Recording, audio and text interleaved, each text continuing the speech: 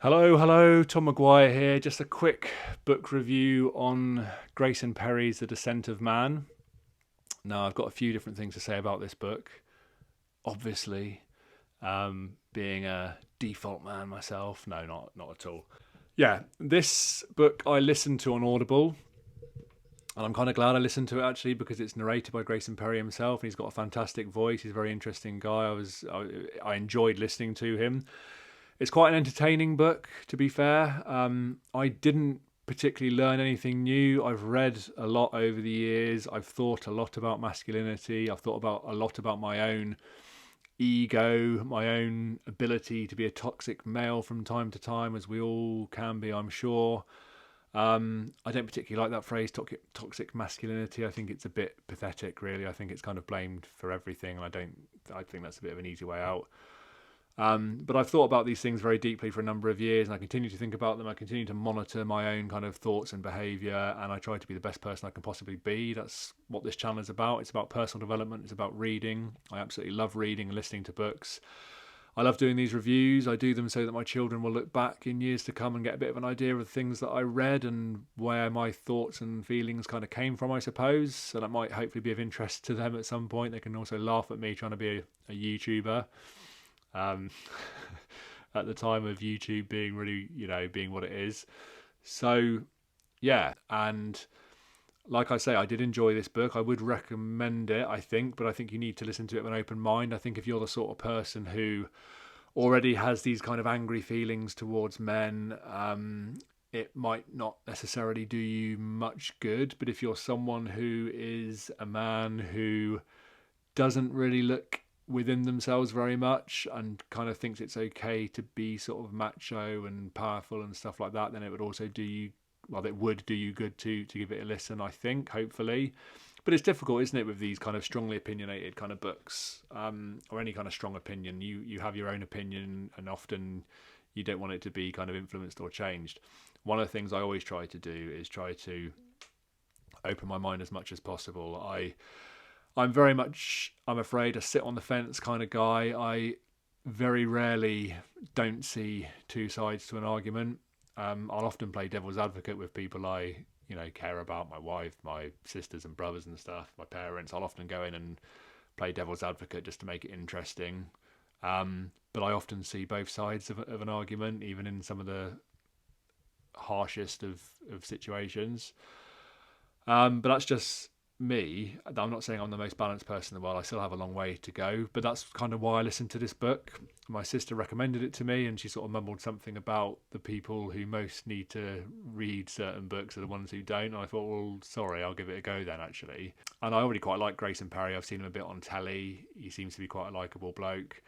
But I have to say, I spent the first kind of half, at least, of this book kind of being I was a bit nonplussed. I was a bit kind of, I've heard this stuff before. This isn't anything new. It's a bit like listening to Richard Dawkins talk about atheism and slagging off belief in God. It's kind of like, these are all arguments I've heard since I was a child. And I felt a bit like that in this book. Until the end, I must say, just to those who don't listen much further, the end is the last sort of hour of the audiobook, or even hour and a half, was particularly good, I thought. He talks a lot more honesty about his own anger issues. He talks about male suicide and stuff, which I thought was not just interesting, but very powerful and worth listening to, worth reading if you have the book. But yeah, the first sort of few hours, first couple of thirds, I suppose, of the book, just felt like he was kind of hating men a little bit, and he's always, everyone he quotes is a woman. I might be incorrect about that, but it seemed to me that everyone he was quoting was a woman. Any newspaper article is, of course, from the Guardian, and you just think, for God's sake, why do intellectual liberal types think that the Guardian is so wonderful?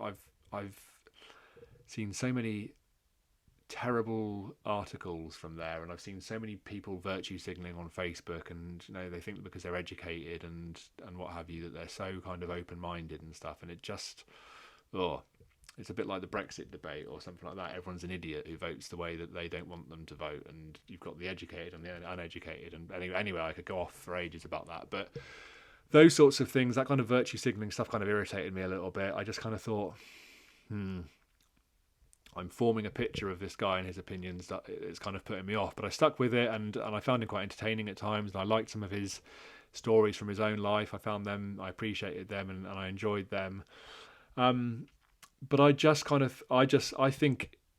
think if you're someone who hasn't really read very much, hasn't really thought very much about your own behaviour, if you're a man in particular, for women as well, actually, if you're someone who hasn't really thought much about your own behaviour and the way you've been influenced by your parents, your upbringing, your culture, then this is a good thing to listen to, just to give you a bit of a kick up the backside and think about things a little bit. But if you're someone who is quite widely read, then you probably won't get a lot out of it. I don't think. I don't say that to be a snob, but I that's just how I felt. I just felt as though there was nothing particularly new in here for me. I know what toxic masculinity is at its worst, and you see it every day in the media. Um, Thankfully, I don't see it very much amongst the people I know, my friends, and I've been to lived in some fairly rough places in my life, and I have seen it, of course, here and there, but generally, I don't see that much of it. I think a lot of men nowadays are actually pretty decent and just trying to do the best they can. Um, I don't think it's okay that when you see a rape or a mugging or something on telly that all of a sudden it's toxic masculinity and all men need to get down on bended knee and apologise for being male. I think that's really quite damaging, and it worries me about my son growing up and things. I think I worry about my daughter growing up as well. But yeah, I don't think blaming men all the time is great. And yes, okay, they've been at the top of the power chain or power tower, triangle, whatever you want to call it, for a long, long time. There are reasons for that, biological reasons. We know about that. It's basic stuff. Men are physically stronger, bigger. They would have gone out hunting. Women would have been the ones giving birth, obviously. So they would have stayed at home and done that sort of stuff, done the empathy kind of stuff and all of that, the cooking, etc. And obviously having caveman attitudes in 2022 probably isn't ideal, and we probably should try and improve those things, obviously, and a more equal society would be better for all, obviously. Any sensible man wants women to be happy, and any sensible woman wants men to be happy, I would have thought. Why wouldn't we all just want to be happy and kind of get along and all have an equal chance at everything? I don't believe in giving women an advantage over men in the workplace because they're women. I think they should get there because they're as good as the men. And quite often, as someone like Jordan Peterson might point out, it's difficult for women to be as good as the men because often the men aren't burdened with things like wanting to start a family, and they will be prepared to work 80, 90-hour weeks, and they have got testosterone fueling them as well, whether you like that or not, and that does help to a certain extent. Counter side of that, my wife is a woman.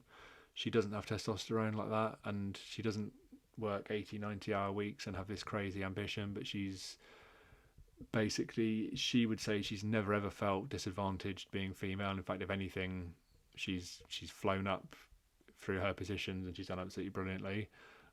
We now work together for our business, and she continues to be absolutely fantastic. I've never seen her come across a man, director level CEO that she can't compete with and frankly leave for dead most of the time. And she doesn't have a victim mentality about masculinity and power and all that sort of stuff at all. She just gets on with it. And that's the thing, that's the point I think with this book, is that actually, yes, a lot of what Grayson says is true, and of course it is, but you've got a choice, haven't you? You can either moan and whinge and feel bitter and resentful about the fact that you live in a man's world, or supposedly a man's world. I'm not completely convinced it is, actually, but when you think about the people who generally go to war and take the biggest risks and suicide and all of that sort of stuff. But if you want to see it as a man's world, if you feel bitter and angry about that, that's probably not going to do you any good. You're probably going to end up bitter and angry and resentful, and probably going to end up failing in the things that you want to achieve. Whereas if you're someone who just says, you know what, things are the way they are, I'm going to do the best I possibly can with what I've got, where I am, I'm going to get on with it. I'm going to control what I can control and make a difference. Maybe speak up and maybe become a politician and do a better job than the people we've got already, which would be nice. Maybe write some books that will make a difference. There's all sorts of things people can do rather than just becoming kind of victims. And I talk a lot on this channel about victim mentality and self-entitlement. Self-entitlement fascinates me because it's something that I struggled with a lot when I was younger. It's something that I've kind of dealt with a lot more in recent years. I practice gratitude a lot. I take responsibility. I'm much more humble in my work. I accept when someone is in a superior position to me. I don't allow my ego to sort of get on top of me too much. And I think that's kind of good advice for everyone, really.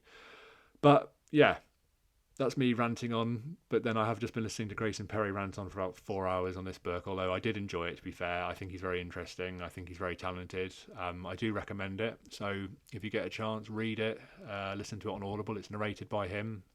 As I say, he's got a fantastic voice. He's very entertaining to listen to. So yeah, please keep liking, subscribing, and I will have another review soon. The next review will probably be Jimmy Carr's memoir, which is a kind of self-help / memoir type book, which is quite interesting. I've been reading more Bill Bryson recently, who I absolutely love. I love reading his stuff. Pure escapism for me. And what else? I've got George Orwell's essays. I got a big hardback copy of his essays for my birthday a few weeks ago, which is absolutely fantastic. It's huge. It's like the Bible. It's absolutely massive. I'm enjoying getting through that slowly. Yeah. And also, High Performance by Jake Humphreys and is it Jake Humphreys and Professor Damien Hughes? I think it is, possibly. They do the High Performance podcast as well. So there's loads of their episodes on YouTube for free. The one with Johnny Wilkinson is particularly good. I recommend it. But yeah, this book's really good in some ways, but just listen to it or read it with an open mind. Thanks very much. Speak soon. Cheers.